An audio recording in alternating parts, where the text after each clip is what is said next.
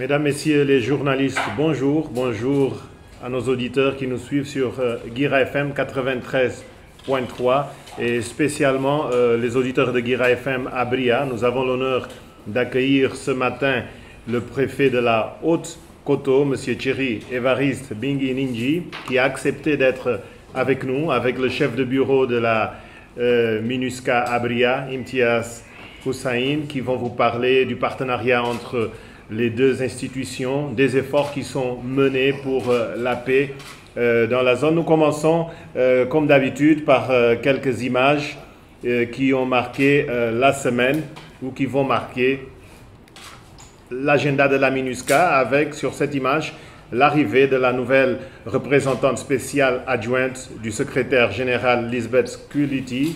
Elle a pris ses fonctions lundi dernier. Vous savez que le sous-secrétaire d'État américain aux affaires africaines était en RCA pour une visite et dans ce cadre, il s'est rendu à la MINUSCA au quartier général pour discuter avec les responsables de la mission. Il était accompagné de l'ambassadeur des États-Unis en RCA. Les États-Unis, comme vous le savez, est un des 5 pays membres permanents du Conseil de sécurité des Nations Unies.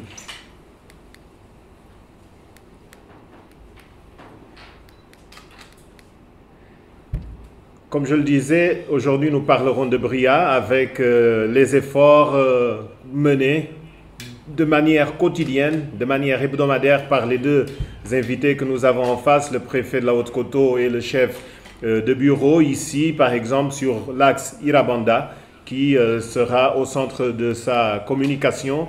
Il y a également beaucoup d'échanges, des échanges comme vous pouvez le voir sur ces images avec des déplacés du camp.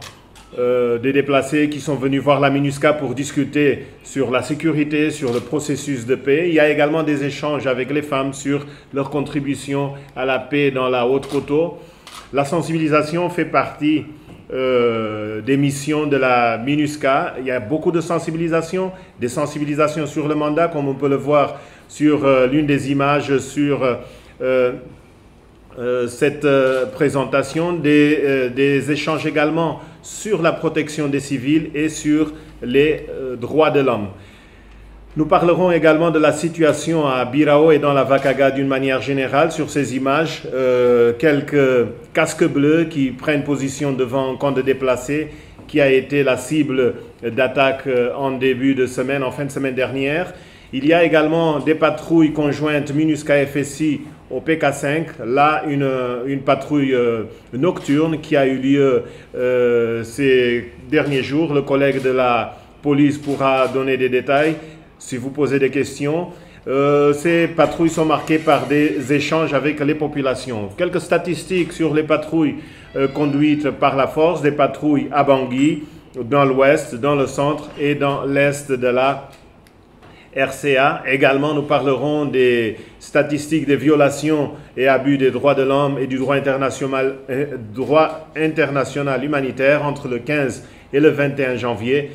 17 incidents pour au moins 29 victimes. Et sur cette présentation, l'Ouam, l'Awaka et la Haute-Koto, dont nos invités parleront certainement, des abus et violations commis surtout cette semaine par le FPRC, l'UPC, la coalition FPRC-MPC, le 3R, l'MPC, des anti-Balaka, mais également un incident commis par des agents de l'État. Quelques images des activités civilo-militaires avec des consultations médicales dans l'Ouest et à Kagabandoro avec les Bangladais, distribution d'eau, de fournitures scolaires au centre notamment par les contingents pakistanais et népalais, distribution également d'eau potable dans le village de Sokada par les Burundais, mais également à Bangui dans les sites de déplacés internes, Maison des Jeunes et Micheline, les Égyptiens, les Camerounais, mais aussi à l'école de police et de gendarmerie par les Indonésiens.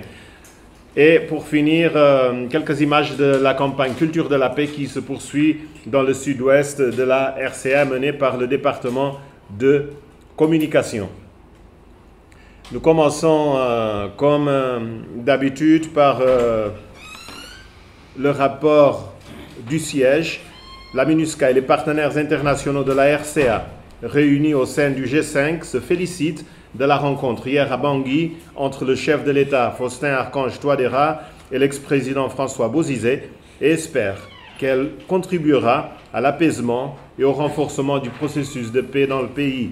Le G5, qui est constitué de la MINUSCA, de l'Union africaine, de la CEAC, de l'Union européenne, de la France, des États-Unis et de la Banque mondiale, salue par ailleurs le travail et la parfaite synergie entre ce groupe et le gouvernement centrafricain et se félicite de l'audience que lui a accordée le chef de l'État mardi après-midi. Par rapport à la Vakaga, la MINUSCA suit de très près la situation marquée par des affrontements entre le FPRC et le MLCJ le 20 janvier à Bougaï, à 30 km de Birao, et appelle les deux groupes à cesser immédiatement les hostilités et à régler leurs différends dans le cadre de l'APPR. De même, la mission les met en garde contre toute tentative de déstabilisation de Birao, soulignant qu'ils seront tenus responsables des violences. La MINUSCA reste en alerte à Birao, vous avez vu sur certaines images, dans le cadre de son mandat de protection des civils, et va dépêcher demain une mission dirigée par la représentante spéciale adjointe, qui est composée également de quelques éléments de la force et de la police, pour s'enquérir de la situation et pour discuter avec les acteurs locaux, mais aussi les déplacés. La MINUSCA, toujours par rapport à Birao, condamne l'attaque du camp de déplacés internes dans la ville et la destruction d'équipements d'approvisionnement en eau. C'était le 19 janvier.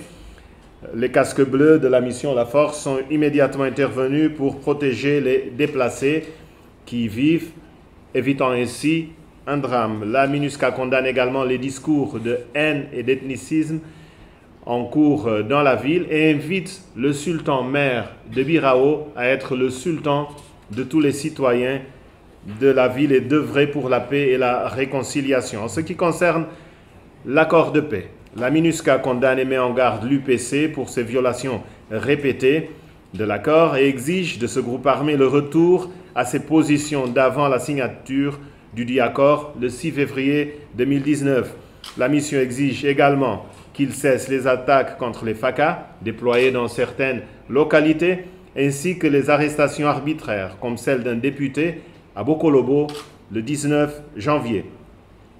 Par rapport au mémorandum du FPRC, de l'UPC et du MPC du 13 janvier, la MINUSCA ainsi que les garants et facilitateurs sont disposés à analyser les points de friction évoqués dans le cadre de l'accompagnement du processus de paix. Cependant, la MINUSCA, les garants et les facilitateurs précisent que les discussions devront avoir lieu sur le territoire centrafricain, que les signataires du mémorandum doivent être présents à ces consultations et que l'accord de paix ne fera pas l'objet de renégociation.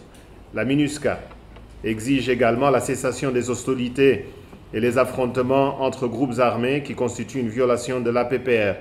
Sur le PK5, les mesures d'apaisement, de retour à la normale se poursuivent notamment avec les patrouilles conjointes quotidiennes MINUSCA et FSI. Et la MINUSCA exhorte les groupes armés, les bandes criminelles, ce ne sont pas des groupes armés, des bandes criminelles, à remettre leurs armes.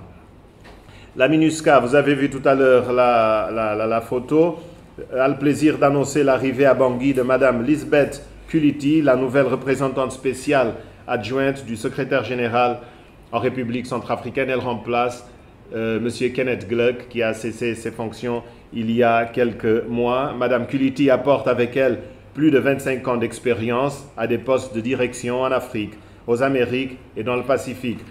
Jusqu'à son arrivée à Bangui, dans la mission, elle était chef de cabinet de la MINUSMA au Mali. Auparavant, elle a travaillé en Haïti où elle a été représentante du Haut-Commissaire des Nations Unies aux droits de l'homme et ensuite chef de la division politique. Elle a également occupé d'autres fonctions des Nations Unies, notamment en Sierra Leone, Haïti et à Samoa. Parmi les arrivées, nous avons également le plaisir d'annoncer l'arrivée du nouveau directeur du département de communication stratégique et d'information publique de la MINUSCA, Charles Bambara, qui est avec nous, qui sera l'un des partenaires. Vous aurez l'opportunité, l'occasion de le rencontrer. Sur la situation des droits de l'homme entre le 16 et le 22 janvier 2020, la MINUSCA a documenté à Bangui et dans le reste du pays 17 incidents d'abus et violation des droits de l'homme et du droit international humanitaire. Il y a eu au moins 29 victimes, dont 16 hommes et 7 femmes. Les auteurs présumés sont les FPRC, l'UPC, les FPRC-MPC, les anti-Balaka, le 3R et le MPC, ainsi que les agents de l'État qui sont responsables d'un incident. Les affaires civiles de la MINUSCA mettent actuellement en œuvre 9 projets pour la période novembre 2019-juin 2020 pour prévenir et réduire les violences liées à la transhumance et au pastoralisme. C'est dans 12 préfectures sur 16. Et c'est un projet qui a une valeur de 49 millions de francs CFA financé par la mission et qui vise entre autres de prévenir et gérer les conflits communautaires entre éleveurs et agriculteurs. Et un tout dernier mot avant de passer la parole à nos collègues de BRIA, la campagne sur la culture de la paix pour 2020, lancée par la MINUSCA sur l'axe Baoro, Bosemtele, Yaloke, Bosembele. Les activités ont commencé mardi, elles prennent fin jeudi avec la participation des autorités locales et de plusieurs jeunes. L'objectif, c'est de promouvoir le vivre ensemble et la cohésion sociale. À présent, chers partenaires, Monsieur le préfet de la Haute-Coteau, Monsieur le chef de bureau de BRIA, la parole est à vous. Nous commençons évidemment par le chef de bureau et ensuite le maire. À vous. Le mort d'un élément de Bokassa est déclenché des représailles et des meurtres des Ouïghours.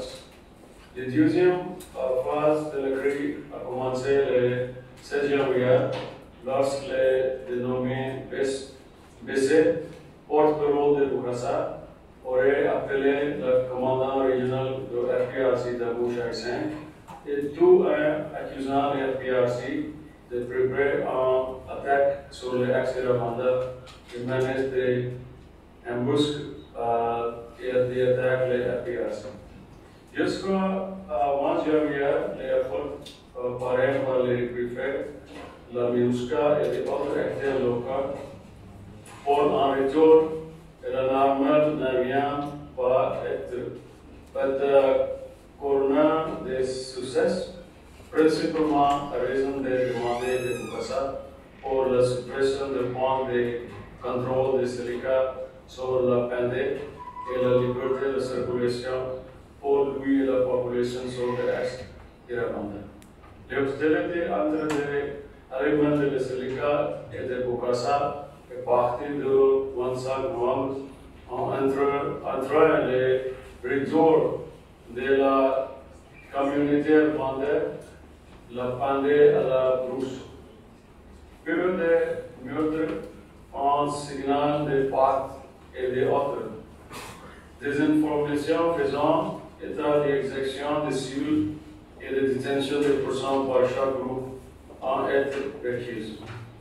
À chaque phase de la crise, la MINUSCA et le préfet sont restés engagés pour persuader Bokassa de répondre aux négociations, relancer le dialogue et trouver une solution politique. En outre, les casques bleus argumentaient le pétrolier robuste et fait des démonstrations de force pour dissuader la mobilisation des groupes armés et les attaquer. Les encore mené des enquêtes sur l'exécution commise contre des civils et joué un rôle important dans la lutte contre les causes de détention et de vol qui avaient exacerbé les tensions. Les efforts diplomatiques ont finalement avancé le 11 janvier lorsque Bokassa est reçu la délégation conjointe du préfet, la MINUSCA et du CMOP sur le piquet 10 au village de Konara. Tout Érythréen s'est demandé et accepté de se joindre au CTS et au CMOP et le dialogue avec les autres groupes armés pour résoudre l'impossible actuel. Stratégie d'avenir. En décembre 2019, le bureau de BRIA a élaboré un plan d'action conjoint d'intervention rapide sur l'axe Ravalda afin de relancer le dialogue intercommunautaire, de renforcer l'aide humanitaire à la population, de lancer des projets d'impact rapide ainsi que des projets de reconstruction et de prendre des mesures pour renforcer la confiance entre la MINUSCA et la population locale le long de l'axe. Ce plan est en train d'être mis en œuvre. En route, la MINUSCA va continuer à promouvoir un dialogue inclusif entre tous les partis et tous les groupes et BRIA pour la négociation et la réconciliation et pour assurer la protection des civils, la liberté de circulation de la population et les acteurs humanitaires. Transmettre des messages et la casse échéant, mettre en place des mesures pour empêcher le groupe armé de brûler les PPR. Continuer à engager les dirigeants nationaux des groupes armés actifs à BRIA pour désamorcer la crise. Envoyer un pétrolier quotidien suivant qui possible le long des axes Ramanda et des autres axes pour aider à la protection des civils sur l'axe Ramanda et établir des bases d'opération temporaires MINUSCA FACA sur des points de contrôle controversés. Merci beaucoup. Monsieur le préfet, ensuite je résumerai les principales actions que le bureau compte mener. Monsieur le préfet, à vous. Merci beaucoup, Vladimir. Je vous remercie de nous avoir invités ce matin sur cette table pour essayer de discuter, de parler un peu, ou bien d'échanger sur les problèmes que rencontre la clôture d'un poteau. Je crois que depuis la signature de l'accord du 6 février 2019 entre le gouvernement et les groupes armés, nous sommes attelés à mettre en place les deux comités recommandés par l'accord, à savoir le comité de vision territoriale CEMOP et le comité technique de sécurité. Et ces deux comités regroupent tous les représentants du groupe armé par rapport à une sensibilisation qu'on a eu à faire avec la MINUSCA auprès des groupes armés et de la population civile.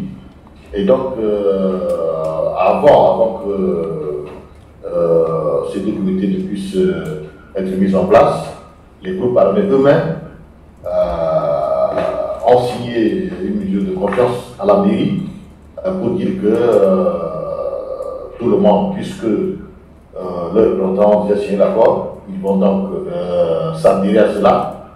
Et pour cela, il faut qu'ils signent une mesure de confiance entre eux devant toute la communauté, la MINUSCA,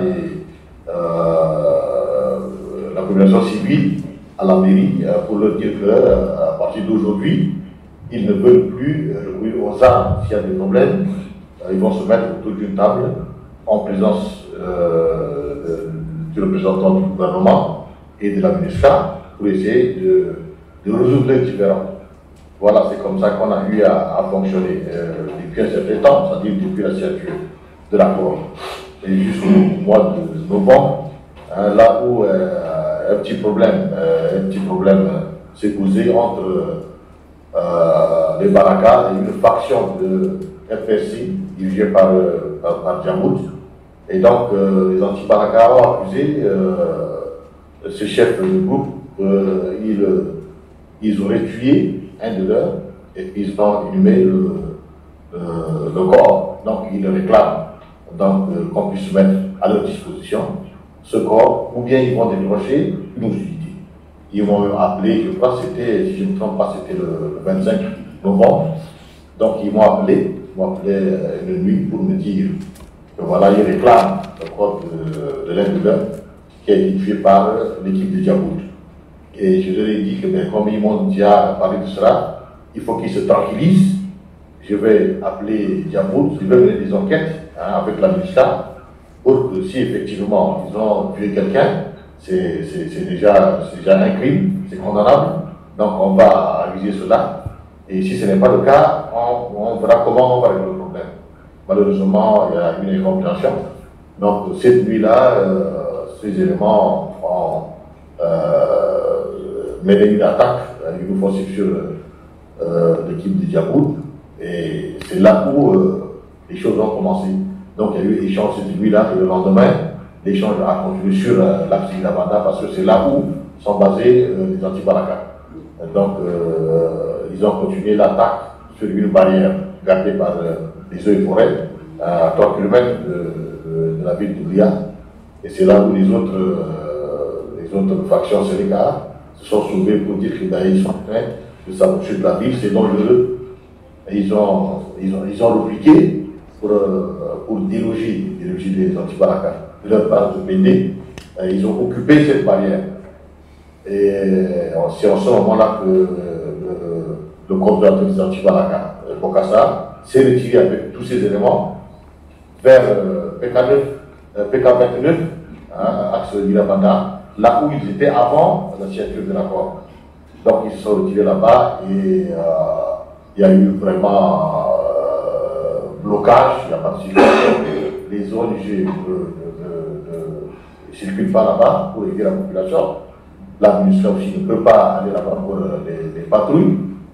Et de l'autre côté, on a appelé les ex-Sénégal pour essayer de discuter un peu. Bon, ils nous ont dit qu'eux, ils n'ont pas de problème.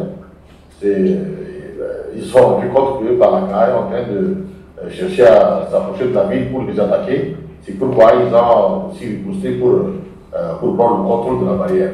Donc eux, ils n'ont pas l'intention de poursuivre Bokassa. Ils veulent seulement respecter l'accord. Et donc j'ai appelé, comme ils se sont retirés, il y a l'un de ces porte-parole qui est sur le site déplacé de P4 qui est en face de la base de la MINUSCA. Donc je l'ai appelé pour qu'on puisse échanger, comment voir pour que Bokassa puisse sortir, pour qu'on puisse discuter et qu'il revienne autour de la table. Cela a été vraiment difficile. Donc il ne participait pas à la réunion de ces membres de CTS. Et du côté de FPRC aussi, le représentant de FPRC au CTS ne venait pas. Donc il y a vraiment une crise dans ces deux communes. Donc c'est ça qui m'a poussé à chercher coûte que coûte à mettre la main sur Bokassa pour échanger avec lui. Et donc j'ai mis la main sur l'un de ses représentants qui était, c'est un pasteur, qui était sur l'axe là-bas, il était venu pour une conférence au cours de l'église. Donc je lui ai demandé de repartir immédiatement voir Bokassa pour lui dire que j'ai besoin de lui urgemment. Et donc j'ai fait une note, lui ai remis. Donc il est parti, c'était le samedi je crois, le samedi. Il était parti voir Bokassa, il lui a remis la note, il a lu, parce que j'ai dit dedans que c'est pour l'intérêt général de la population. De la haute côté que j'ai vu une chose, j'ai lui ai adressé cette note, il faut qu'il sorte des réceptions pour me voir, afin qu'on puisse rester ensemble et discuter sur le problème de la sécurité de la population. Et il a compris cela, il m'a répondu aussi par une note, il a remis au pasteur qui m'a ramené ça le lendemain même. Le lendemain, c'est-à-dire, j'ai envoyé ça le samedi matin et le soir même, il a répondu, le soir du samedi. Il a répondu que comme les FPC ont occupé la barrière qui se trouvait au P4, c'est-à-dire à l'entrée de la ville, il ne peut pas venir ici, mais il m'attend au P410 sur le même axe. Donc, il m'a dit qu'il faut que j'informe le colonel de Faka, les affaires politiques de la MINUSCA, le CLPR, le comité local de paix et de réconciliation, quelques notables qui étaient avec moi. Donc c'est comme ça qu'on avait composé une équipe le 20, lundi le 20, c'est-à-dire il y a 48 heures de cela, on a composé une équipe et on s'est rendu au lieu indiqué, c'est-à-dire au PK10, village Kolaga, Sirabana. C'est là où on l'a rencontré avec tout son état-major et on a essayé d'échanger. Je lui ai dit que vraiment je suis un peu sidéré ici.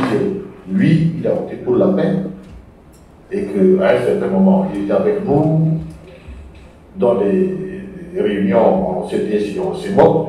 Et s'il y a des problèmes, je l'appelle, il venait vers moi, on discutait pour cela. Mais ça fait un bout de temps, il a fait une rupture et cela est juste sur la population. Il n'y a pas de circulation. Les femmes et les enfants qui sont sur l'axe n'ont pas accès à l'école ni aux soins. Les ONG ne passent pas pour la distribution des vivres. C'est vraiment un danger. Et on écoute parler de beaucoup de viols de l'autre côté, ce n'est pas bon. Et si quelque chose se passe, il registre sur Séléka. Séléka registre sur eux, mais avec Séléka, je discute, mais de l'autre côté, il n'y a pas un interlocuteur, c'est très dangereux. C'est pourquoi je préfère le voir pour lui montrer mon mécontentement, et lui demander qu'est-ce qu'il veut. Il faut qu'il revienne autour de la table pour qu'on puisse négocier. C'est ça que l'accord nous demande. Donc il m'a dit que, il m'a compris, il m'a dit que il n'a pas empêché ni les ONG d'aller faire le travail, ni les enfants d'aller à l'école, ni les femmes de venir vendre, mais c'est seulement le problème de la barrière qui fait peur à tout le monde.